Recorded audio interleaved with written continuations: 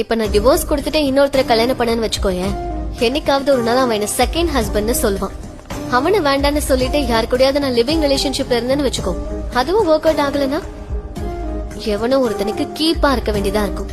இப்படியே பெட்டர்மெண்ட் ஓடிட்டே இருந்தோன்னு வச்சுக்கோயேன், வாழ்க்கை எங்க போய் நிக்கிறது?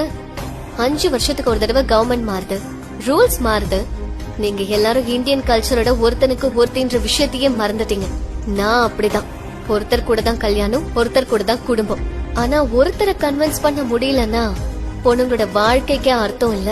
அப்படிலாம் இல்ல சத்யா, நான் சொல்றது ஒரு தடவை யோசிச்சு பாரு.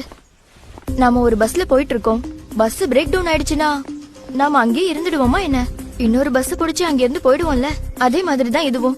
நீ அந்த பஸ்ல இருக்கிற பேசஞ்சரா பேசிட்டு இருக்க, நான் அந்த பஸ்ஸுக்கு டிரைவர்.